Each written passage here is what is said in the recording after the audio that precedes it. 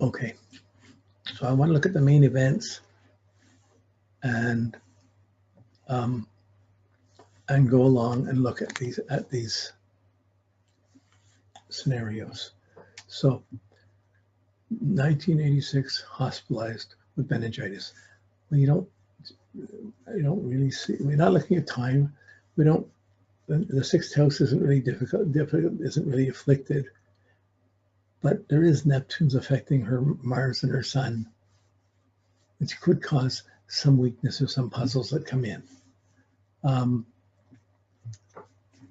We're going to look at these again in time. So parents divorced, moving from country to city, moved from country to city, 88.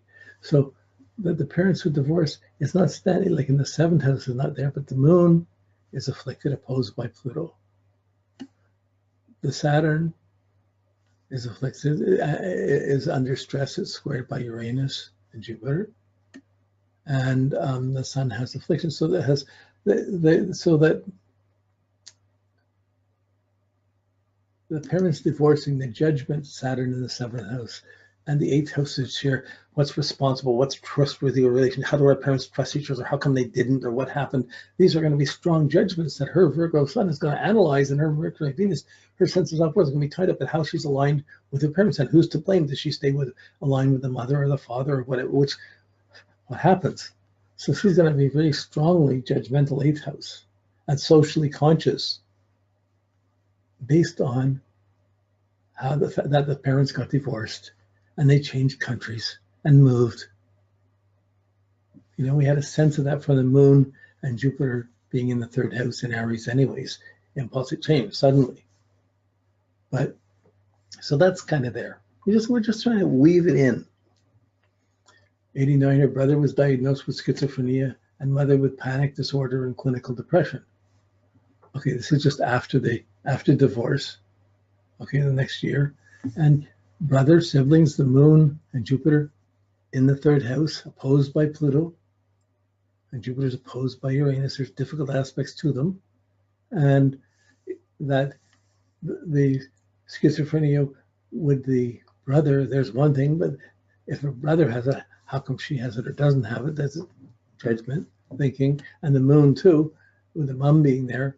Family examples, there's a really hard, her moon, Pluto, she wasn't the wanted kid when she came in. There were harsh factors with that Pluto opposing the moon coming in. Okay, I should have got, well, okay, I brought this in. We still got to go through the planets, but we'll do this first and then I'll go through the planets pretty quickly and try and bring it back. 1990, she was born in Toronto. 1990, moved to Greece for high school. Oh, there's a change of languages, so she's got to speak two languages. So again, that third house is accentuated there. But the issue of going to another country and studying, well, that's a big change because you're going and you don't have any support from friends that you normally would have going from high school to grade school to high school. 93, she quit high school. 95, traveled. So she goes to high school. After in the third year, 90, 91, 92, 93, in the third year, she quit. Well, her moon has that impulsive, if things weren't fair, if things were wrong, she would get angry and she wouldn't have much tolerance for injustice or unfairness. Let's see. And she traveled to live and work in Australia. So she went away. I'm out of here. Moon Jupiter in Aries in the third house. I'm out of here. This isn't trustworthy. What am I doing here? No commitment. No one's deserving to be here. What am I being here? I'm not connected. I'm out of here. Yeah. Summer 2000, lived and worked in China. So from Australia to China, 5 years later, something's about went to China, changed it. 2001, she went to university, so she must have somehow finished the high schooling and completed what was necessary in this process. But she started university, art and art history, 2001. So thinking art, her Sun's conjunct Venus, that's a strong idealism. That is square to Neptune and Mars. that Neptune goes in, it can bring in a lot of sort of great sensitivity to refined or beautiful things. Like the ideal can be there and the reality may not be.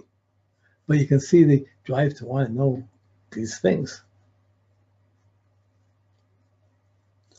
2003, her best friend committed suicide and she broke up with her boyfriend of 10 years. So from 93, when she quit high school, to 2003, she broke up with a boyfriend of 10 years. So that boyfriend must have, we don't know, we can assume, but it looks like he probably went to travel, went to Australia with her, went to China.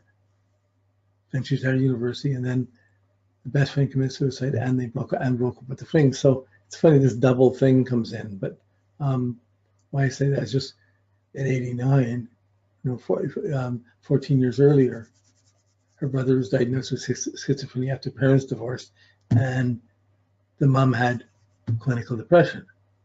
So two things were there. Okay, I don't know too much of that. We'll get more when we see the timing. Graduated in 2004, started art therapy master's program, graduated the master program 2007. Art therapy. Now it's interesting, the art therapy. I would put it to the Sun, Venus, and the idealism with the Neptune. But really, the therapist is the 8th house, 7th, 8th house, the relationships and the commitments between people, that trust between people. Her power is there. Her sun is there. She would see who's trustworthy, who's not. And the only problem would come in when she wanted someone to be trustworthy and they weren't. Or someone may wanted her to be and she couldn't be. It's a puzzle there. We'll come back to the planets. 2012, another bad breakup. So this is 9 years later, another breakup. 2013 on, many home moves, job losses. January 18th, international move. So 13 to 18, it's like she wasn't stable, was moving around a lot, working here, being there, changing, going through the mutable changing side. And as soon as something was changing, she'd go to something else and make something up. So she scrambled for a number of years through here. Okay, so, and that's, and she had a question. Her question was, will I be able to maintain a steady income as a writer this year? Or in general, what is my financial outlook for this year? So, okay, the idea of writing, or income as a writer. Here you want to look at the chart and just think about this for a bit, because that moon and Jupiter in the 3rd house, about communicating, expressing, a need to express oneself, need to talk, need to communicate, that's definitely there. And the Sun in Virgo and the Mercury and Venus in the house of trust and what's socially responsible, what's true, certainly is very perceptive in communicating. So her capacity to write and to work as a writer is very strong. Okay, and she would gain confidence from that. But then we want to see that this year. So this is a good bio. This is a typical thing. Someone will point at the main thing, some of what she thinks are the main things, and ask questions about it. It's not the whole story, but it's enough. We don't want more than that to have to think beforehand. You just want a basic ability to get into the chart. But before we go to the transits, I want to go look at each of the planets for a second here. Look at the moon in Aries conjunct Jupiter. So her feelings are going to be exaggerated by the Jupiter. Those are going to work together, going to be magnified. Her sense of security is going to be in Aries. She's going to feel she needs to do this. It's daylight increasing, daylight is greater, it's cardinal, it's fire, it's the need for impulse, the need to do things, the need to go, the need to force issues, take on challenges, to do things for people. Here's someone who needs to prove something, needs to fix what's missing in that locomotive, but needs to be active in doing things. So basically, it's need to be physical, need to be active, need to be in good shape, but also a need to express herself. So the need to talk, the need to express yourself, and with Jupiter added in there, storyteller, there's a lot of things pointing to the ability to write there. The challenge is that moon in Aries is impulsive. In the 3rd house, it's need to communicate, but it's impulsive. So it's easily bored. So it can set things up and do things, go in the rush of the cardinal energy. But it's not, when it gets bored, it's going to want to move to something else or go to somewhere else or change the pattern. She doesn't want to be hemmed in or fixed in. But in the third house, that's still focus. It's a good outlet to be able to writing and expressing yourself, but there's also a need for adventures, and there's a challenge around. It's not always easy because with that moon and those needs, it's opposed Pluto. That's the main difficult aspect to it. It's only if there's a trine, but it's the opposition. There's a fear, there's a block, a family, a fitting. Do I want kids? Don't I want kids? Where am I come from? Parents split up. Who am I?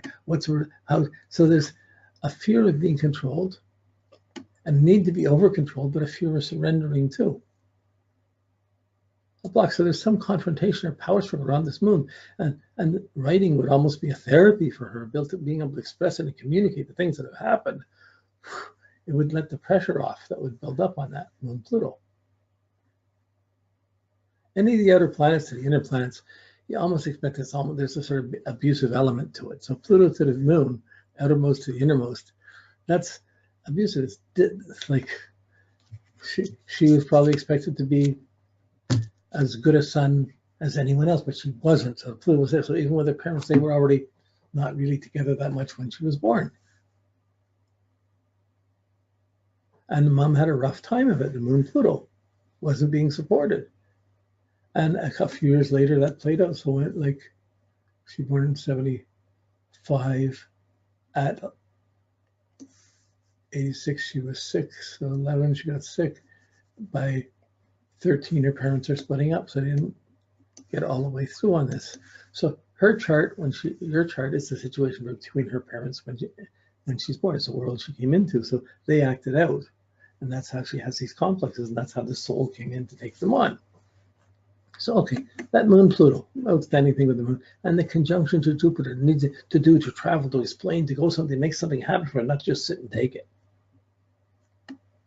Okay, now, okay, let's look at the Mercury. Mercury in Virgo in the sign it rules, in Virgo in the 8th house of depth, of social perception, of trust, with no bad aspects to it. It's clear it's got a sextile to Saturn, but there's no bad aspects to it. There's the ability to express and communicate is really strong there. No afflictions. She's a smart lady. Able to communicate, talk about things, elucidate things, make sense to other people, pick up what other people are saying, communicate. So her ability to think is strong, no affliction. Her habits and her lifestyle has a bit more harsher elements that may make it's the lifestyle that might create the habits that are the challenge the writing. But even so, there's a need to write or to express herself.